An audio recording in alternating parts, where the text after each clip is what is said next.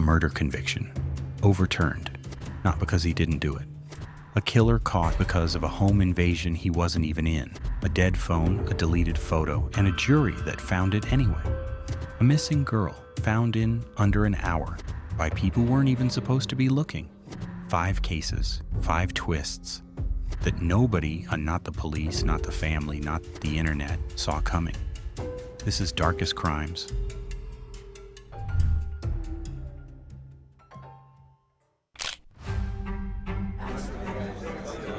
We need assistance. We need help. We need to find this little girl. Day one, we stepped into a cold case. Harmony hadn't been seen in 2 years. A 5-year-old girl disappeared in December of 2019. Nobody reported her missing, not for weeks, not for months, not for 2 full years. When police finally went looking, they didn't find a missing child. How does that happen? How does a little girl just vanish without anyone knowing that she's gone? They found a secret that involved a borrowed car, a homeless shelter ceiling, and a restaurant walk-in freezer. And the twist in this case doesn't end with a conviction. It felt like my world was ending. You know, we always held out hope. Did you believe she was still alive? I did. It ends with that conviction being thrown out, weeks before this video was made. This is the case of Harmony Montgomery. Harmony was placed in the sole custody of her father, Adam Montgomery, just months before she was last seen. Adam Montgomery is a different type of human being. You keep locking up on us. You don't want to tell us anything about her. The police come up to him and say, "We can't find your daughter." And his reaction is nothing. Adam Montgomery was an ex-convict with a history of heroin addiction. He had shot a man in Massachusetts back in 2014. He was even a suspect in an unrelated cold case murder. Harmony's stepmother had accused him of domestic violence. A Massachusetts judge granted him full custody anyway. New Hampshire's Child Welfare Agency would later be accused of ignoring every warning sign in front of them. It was Harmony's biological mother, Crystal Sorey, who finally went to police in November 2021, nearly 2 years after anyone had last confirmed seeing her daughter. According to the unsealed police affidavit, on the morning of December 7th, 2019, Adam Montgomery struck Harmony in the face and head at least 3 times over the course of a few minutes because she'd had an accident in the car. The family was living out of a borrowed car at the time, Harmony and her 2 brothers along with them. According to testimony, Adam turned to his estranged wife, Kiely, and said, "I think I really hurt her this time. I think I did something." Harmony, in the back seat, made a moaning sound for about 5 minutes. Then she went silent. Getting angry. Would he do anything physically to her when she had accidents? Yeah, he would smack her. And what does that mean that he would smack her? He would smack her in the face, or on her leg, or in her hand. Were these soft smacks, No. hard smacks, or something else? They were like hurt, stung smacks. Nobody sought medical help. Hours later, the family realized she was dead. What happened next is the detail that disturbs people most. According to testimony, Adam Montgomery hid his daughter's body in the trunk of a car, then in the ceiling vent of a homeless shelter, then in the walk-in freezer at his own workplace, before finally disposing of her remains in March 2020. To this day, Harmony's remains have never been found. The case cracked open because of one person, Kiely Montgomery, Adam's estranged wife.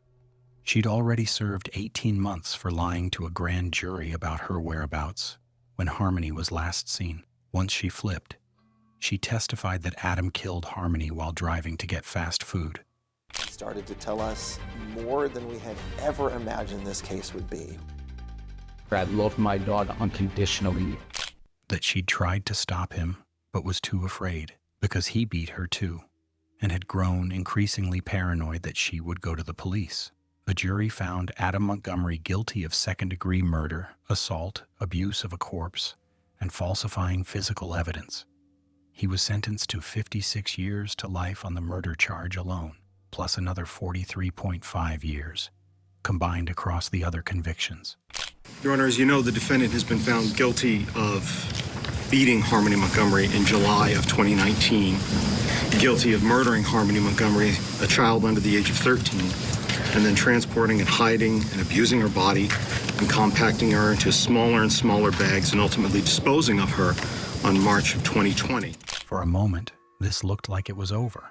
On June 11th, 2026, just weeks before this video was made, the New Hampshire Supreme Court reversed Adam Montgomery's second-degree murder conviction, not because the justices believed he was innocent. The court ruled that trying the murder charge in the same trial as an earlier assault charge from July 2019 created what the justices called a significant risk that jurors used evidence of the earlier assault to wrongly conclude he must have been the one who killed Harmony months later. The murder charge is the one that carried 56 years of his sentence. It's now been sent back to a lower court for a new trial. His other convictions, assault, abuse of a corpse, falsifying physical evidence, witness tampering, were affirmed. Those stand. That part of the sentence, roughly 43.5 years, is not affected by this ruling. The New Hampshire Attorney General's office said it will pursue a retrial on the murder charge. A retired Massachusetts judge who oversaw the adoption of Harmony's brother put the problem plainly. It's very hard for a jury to separate something like that, this vicious assault that took place in July, from the murder charge months later. Adam Montgomery is currently serving time in a Virginia prison on unrelated firearms convictions. As of this month, a scheduling conference for the retrial is set for mid-August in Hillsborough County Superior Court. Under the law, he is presumed innocent on the murder charge unless and until he is convicted again. Not while that question stays unanswered. A 5-year-old girl was gone for 2 years before anyone noticed. Her killer's conviction stood for 2 more years before a court threw it out on a technicality that had nothing to do with whether he did it. 911, where is your emergency? I just walked into my apartment and my friend just like he's unconscious. How old is she? He's 19. Is she breathing? I don't think so. Okay, listen to me. There's blood everywhere. There's what? There's blood everywhere. 9 years after a college student was beaten to death in her own bed, the case finally cracked open. Not because of new evidence at the scene, not because of a fresh confession, because a man got pulled over for drunk driving on a Tuesday for a reason that had nothing to do with Faith Hedgepeth at all.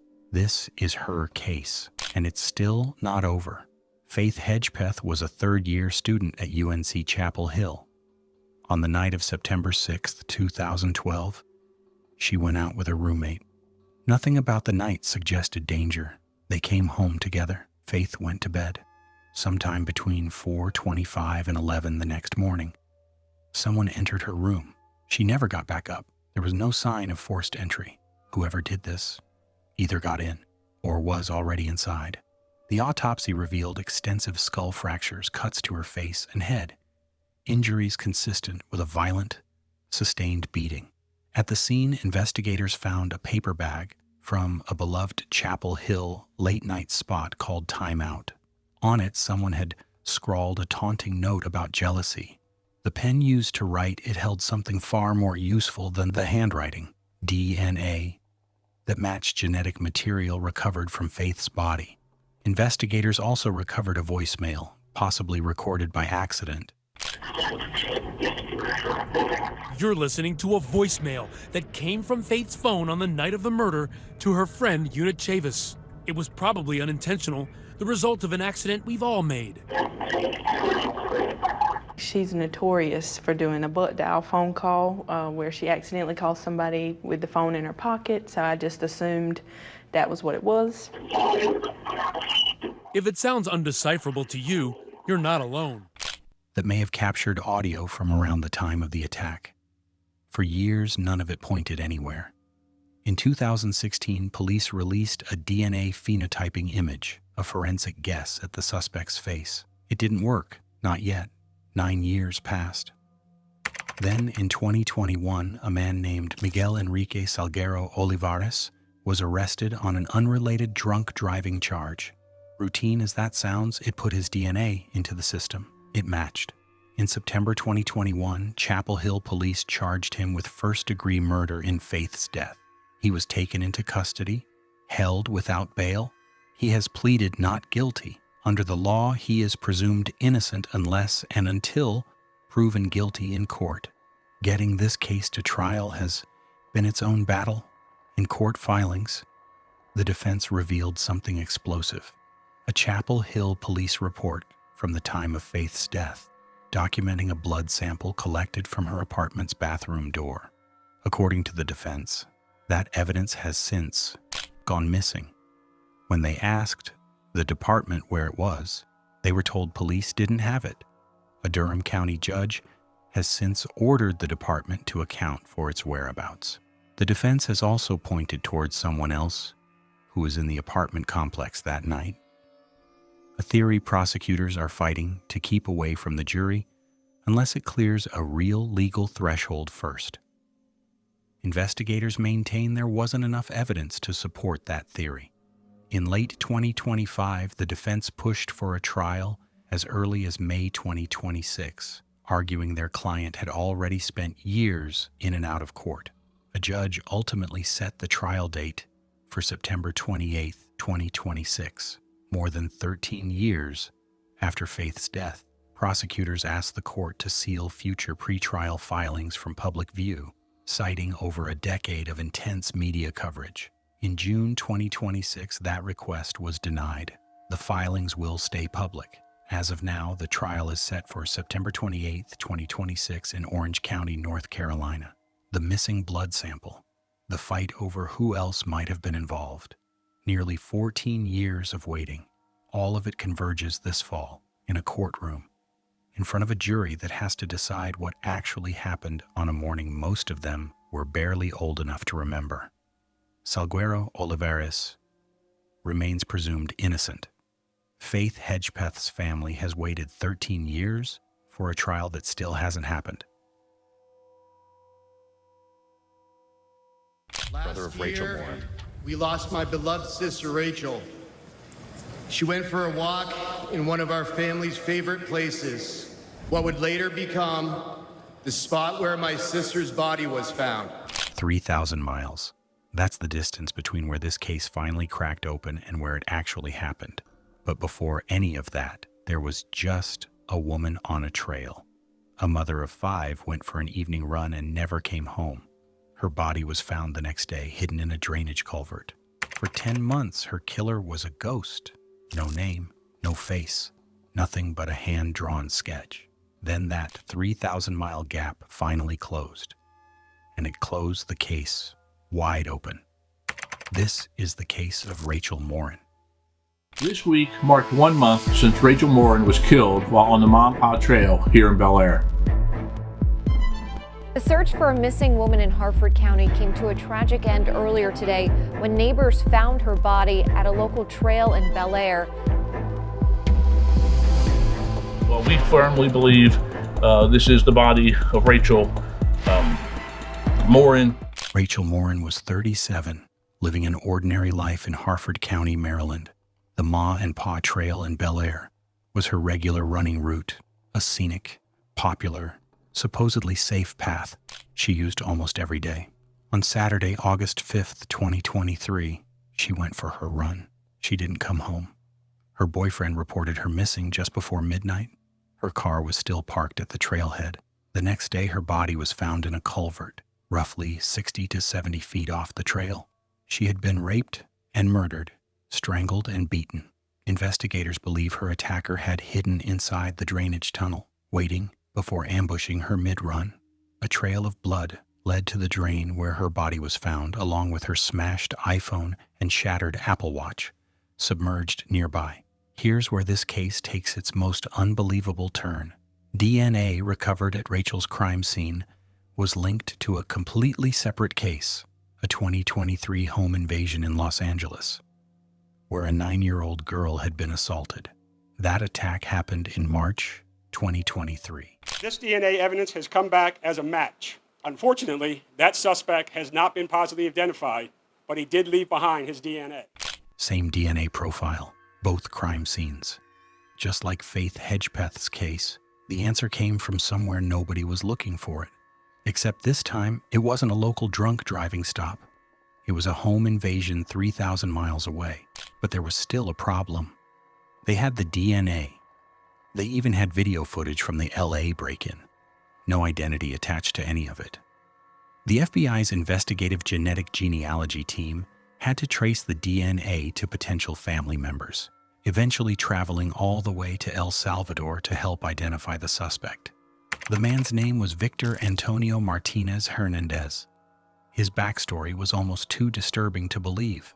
He had illegally crossed the U.S. border in February 2023, just 1 month after allegedly murdering a young woman in El Salvador. He had ties to gangs and connections to the Washington, D.C. area. Investigators had a name by May 2024. Still no location. They learned he'd stayed with relatives in Maryland, going by the alias Fernando Ismael. He'd left behind shoes, a sweatshirt, dirty laundry, all swabbed for DNA. Investigators tracked his cell phone activity to one final location, a bar in Tulsa, Oklahoma. On June 14th, 2024, officers approached him there. Police and FBI agents approach Victor Hernandez Martinez as he's sitting at the bar and ask him to come outside.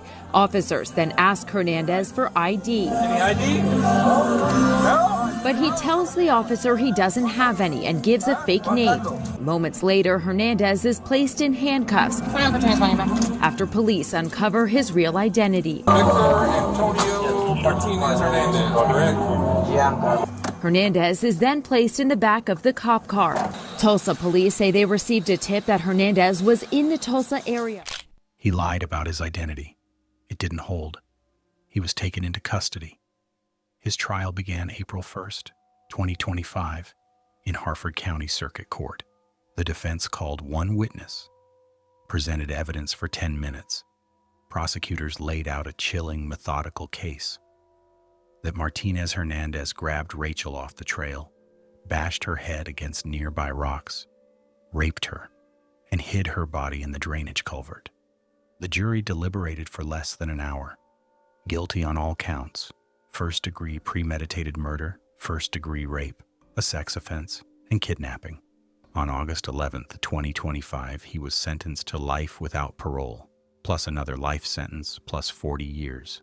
At sentencing, prosecutors revealed his search history.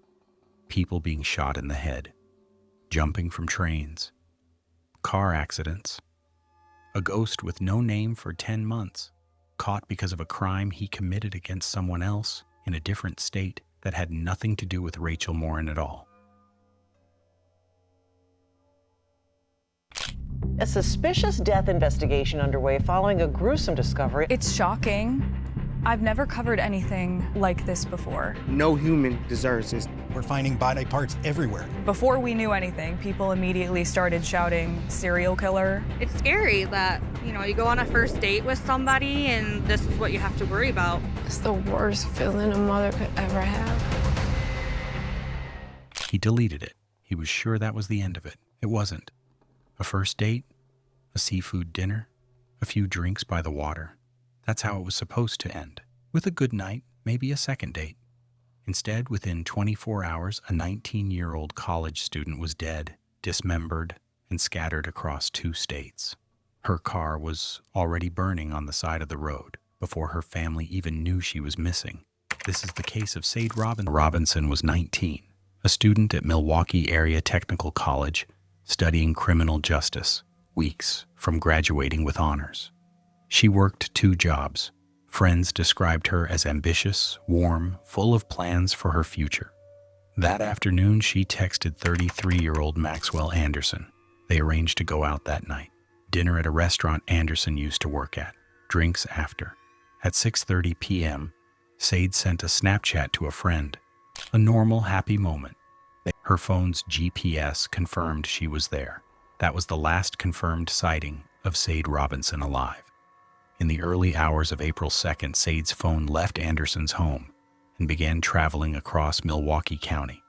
Sade herself wasn't making those movements. Someone else had her phone and her body. Later that day, prosecutors say Anderson set her car on fire on Milwaukee's north side. Her purse was still inside, tucked beneath the driver's seat, ruling out robbery as a motive. On April 2nd, a pedestrian found a severed human leg at a park along the Lake Michigan shore. Over the following days, more remains surfaced, scattered across southeastern Wisconsin and into northern Illinois. Prosecutors say Anderson killed Sade inside his own home, then transported and dismembered her body at the park. On April 12, 2024, DNA confirmed the remains were Sade's. Maxwell Anderson, a former bartender and military veteran, was arrested and charged with first-degree intentional homicide, mutilation of a corpse, and arson. Any weapons on him, sir? No. He pleaded not guilty. The trial began in May 2025.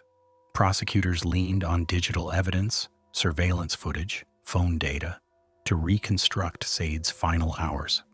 Then came the evidence that changed everything. Jurors later revealed that deleted images recovered from Anderson's own phone were central to their decision.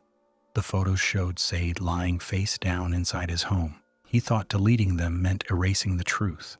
He was wrong. First mentioned during opening statements, it was some of the last evidence the jury got to see. Photos from Maxwell Anderson's phone, confiscated during his arrest. One image we had to blur completely for television. It shows a person's bare behind, their underwear and jeans pulled down. And why was this of note to you? Because Sade was wearing light-colored pants along with a light-color underwear that was recovered. Another image, too graphic to show in its entirety. What we can share is the cream-colored sweater the person is wearing, like the one Sade Robinson wore on her date with Maxwell Anderson. The person is face down on a couch similar to the couch in Anderson's living room. And there's a hand on the person's exposed breast. In June 2025, Maxwell Anderson was convicted of first-degree intentional homicide, mutilating a corpse, and arson. On August 1st, 2025, he was sentenced to life without parole. His attorney requested parole eligibility after 25 years. The court denied it. The judge noted Anderson had a criminal history dating back to 2014, including domestic violence convictions. Sade's younger sister, Adriana, spoke at sentencing, describing how the murder upended her entire life. Breaking down from the combination of the grief, other people's emotions, and the stress of having to deal with all the tedious responsibilities that he left behind when he ended my sister's life. He stole my father's ability to see the work he put in to raise Sade for 18 years, pay off by having more than a year of seeing her be a happy, successful adult who still loved and appreciated him. Searching for her sister's remains instead of attending school. And it's the reason he'll never leave prison. Kiely Rodni was last seen August 6, 2022. She was driving a silver 2013 Honda CR-V, license plate number 8, Yankee Uniform Romeo 127. 16-year-old Kiely Rodni was last seen at a 300-person end of summer high school party in the Tahoe National Forest that stretched from Friday night into the early morning hours of Saturday. Authorities have conducted search efforts since then, including dive teams that entered Prosser Creek Reservoir on Wednesday, looking near the shoreline for signs of Rodni or her vehicle, but they found no clues to lead them to Rodni's whereabouts. Police said she last spoke with her friends and family shortly after midnight on August 6th, and her phone was turned off around 12:33 a.m. Not by police, by a group of YouTubers with sonar equipment in under an hour, in a spot investigators had already searched. 300 teenagers, one graduation party in the mountains, and one girl who never made it home. For 17 days, an entire country searched for her, convinced she'd been taken. Helicopters, K-9 units, hundreds of volunteers combing the wilderness near Lake Tahoe. Then a group of YouTubers with sonar equipment found her in under an hour, in a spot investigators said they'd already searched, and 2 years later, this case would produce one more twist nobody expected. A $17.5 million verdict against a completely different YouTuber for what he said about it. This is the case of Kiely Rodni. Law enforcement has expressed frustration at the lack of viable tips in that few of the 200 to 300 people at the party are coming forward with information. Kiely Rodni was a recent high school graduate from Truckee, California. In the early hours of August 6, 2022, she was at a massive graduation party near Prosser Creek Reservoir, close to Lake Tahoe. Somewhere between 200 and 300 people. She texted her mother she'd be home in 45 minutes. She was last seen around 12:30 a.m. She never made it back. Her silver Honda CR-V was gone. Her phone went dark. The Placer County Sheriff's Office treated it as a possible abduction. There was nothing ruling it out. Investigators later admitted they had nothing to go on. For over 2 weeks, planes, helicopters, boats, dive teams, cadaver dogs, hundreds of volunteers. The reservoir near the party was searched. Extensively, officials insisted. Nothing. A volunteer dive group called Adventures with Purpose, known for a YouTube channel dedicated to solving missing persons cases using sonar, joined the search. Within roughly 35 minutes on the water, diver Nick Rinn spotted something on his sonar. A shadow, distinctly out of place. A vehicle, upside down, 14 feet underwater, just 55 feet from shore, in an area authorities said had already been searched. Inside was Kiely's Honda CR-V. Inside the CR-V was Kiely. What made it stranger wasn't just where she was found, it was how. She wasn't in the driver's seat. She was in the back, toward the rear passenger side. 2 windows, front passenger, rear driver side, were open or broken. It looks suspicious to me, one diver said on camera. For a moment, it looked like this case was about to become something far darker than an accident. Roughly 2 months later, the full autopsy and toxicology results came back, and the twist reversed itself one final time. The Nevada County Sheriff's Office ruled Kiely's death accidental, drowning, no evidence of foul play. Despite the eerie position of her body, despite the open windows that fueled speculation, investigators found nothing indicating she'd been harmed by another person. The case that gripped the country as a possible abduction, solved not by law enforcement, but by amateur YouTubers with sonar, ended in 2022, the same year it began, as a heartbreaking accident. But this case had one more twist left in it. A YouTuber named Ryan Upchurch had made a video suggesting Kiely's disappearance was fake, a scam to raise money through GoFundMe. Kiely's father and grandfather sued him for defamation. In May 2026, a federal jury returned a verdict, $17.5 million. The same internet culture that found Kiely in 35 minutes, when trained professionals couldn't find her in 17 days, also produced someone who tried to turn her death into a conspiracy theory. And in 2026, a jury held him accountable for it. This case reversed itself twice. Suspicious, then accidental. Solved by the internet, then nearly poisoned by it, and finally corrected by it too. 5 cases. 5 completely different endings. But look at what actually cracked each one open. Faith Hedgepeth's case sat cold for 9 years, until a man got pulled over for drunk driving for a reason that had nothing to do with her. Rachel Morin's killer was identified because of a home invasion 3,000 miles away against a 9-year-old girl he'd never see again. Sade Robinson's killer was convicted because of a photo he deleted from his own phone.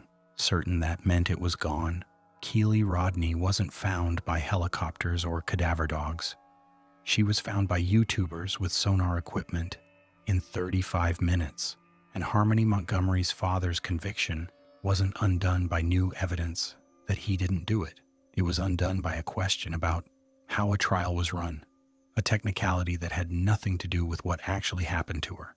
Not one of these cases broke open the way anyone expected. The break always came from somewhere no one was looking. 2 of these cases aren't finished.